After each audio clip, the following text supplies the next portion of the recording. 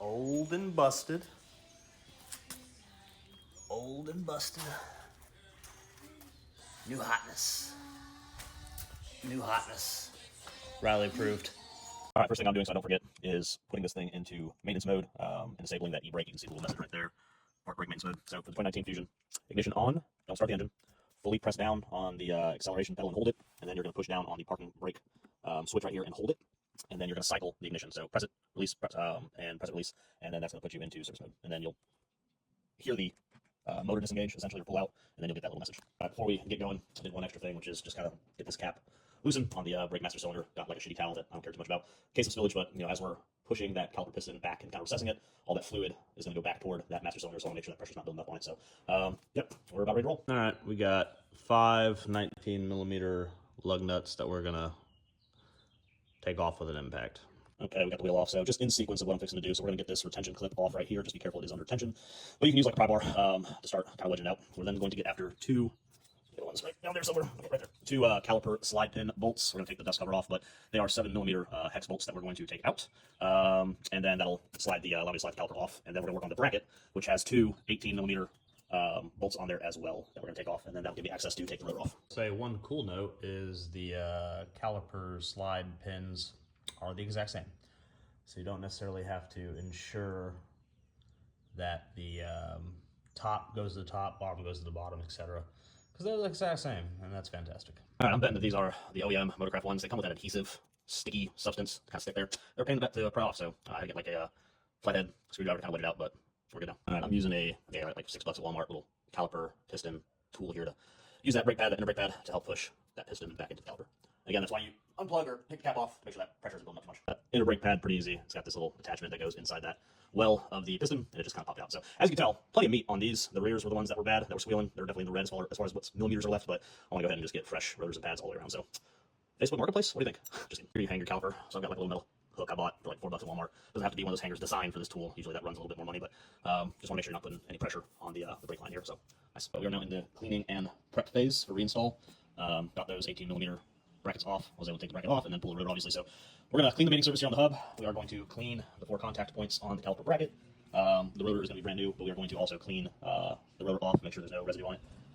And then prep-wise, we're going to grease, well, lubricate, not grease, but lubricate. Clean the slider pins and lubricate them, and lubricate the contact points, the ears on the pads as well, and then we'll start putting everything back together. If you can't tell, I'm not in the rust bucket, so those cleaned up, those contact points cleaned up pretty easily and pretty nicely. That is night and day difference. Cleaned up pretty nicely, good enough for me. We're going to go ahead and just clean up just a little bit over here, just make sure there's no big particles or anything like that, but afterward we're going to give it a little bit of a brake clean baptism and then start cleaning the other parts. All right, we gave it a good clean, went ahead and put the new rotor on, and then using a couple lug nuts just to hold the rotor in place while I reinstall the caliper bracket. All right, bracket's on. I did bottom out the 18mm mounting bolts. I didn't show it, but I did clean and then reapplied some blue Loctite to the threads. But it calls for 111 foot-pounds of torque. Okay, I went ahead and got that outer pad on. Again, I did lubricate the ears and that little point right there, contact point, and I'm using this for my lubrication. All right, 2 guide pins greased up, lubed up, and they're bottomed out. We're going to go ahead and torque the spec now. 22 foot-pounds is what it calls for. All right, we're pretty much good to go. Well, the last step before moving on to the next one is getting that retainer clip back in. Again, it is under tension, so I felt like I was about to get popped in the face, but we are in where we need to be. It's not going to fall off while driving on the road, so we are good to go. And then I'm just going to repeat on the passenger side, and then we'll do step by step on the rears, because there are some minor differences, but I'm done. All right, y'all, officially time for the rears. So pretty much same concept. We're going to take this retainer clip out. Again, it's under tension, but you just kind of pull out of these little 2 holes and it releases. The caliper slide pins are still 7mm hex bolt, but the caliper bracket bolts, which are down there somewhere, they are 15mm instead of 18mm like the fronts were. So that's the key difference. And then again, we've got that electronic parking brake. We have to put the car into maintenance mode or service mode, so we don't have to worry about jacking that up whenever we push the caliper piston in. All right, let's get started. Also, we've got my supervisor here today. Riley, say hi. She said hi. Yeah, she's going to be grading how well I do, so let's get after it. All right, y'all, nothing major as far as big changes from the front side. Cleaned everything up. Give it a brake clean baptism, all that good stuff. We've got the caliper bracket mounted. Those should see right there, 1, 2. Those call for 66 foot-pounds on the rear. We've got the new pads in.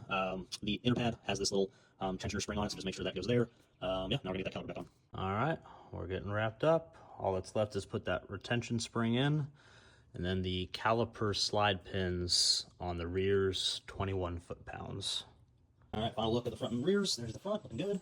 Coming on over, and got the rears on there.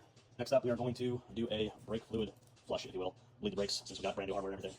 Work on. Alrighty, for the sake of time, I ended up having to bleed the brakes. Didn't really get a chance to video the whole process, but to walk you through it, biggest thing, if you're able to, get as much of the old fluid out of the master cylinder as you can, put fresh fluid in. I used Motorcraft .4 LV, that's what it calls for.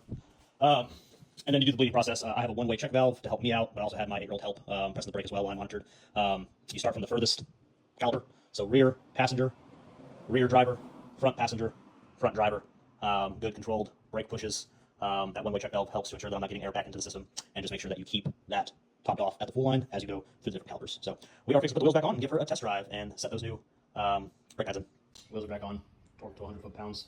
I thought I actually had to seat the Akabono pads, but apparently just kind of gentle, standard driving for the first 500 miles, and they self-seat. So no special procedures. We are wrapped up. Thanks for following along.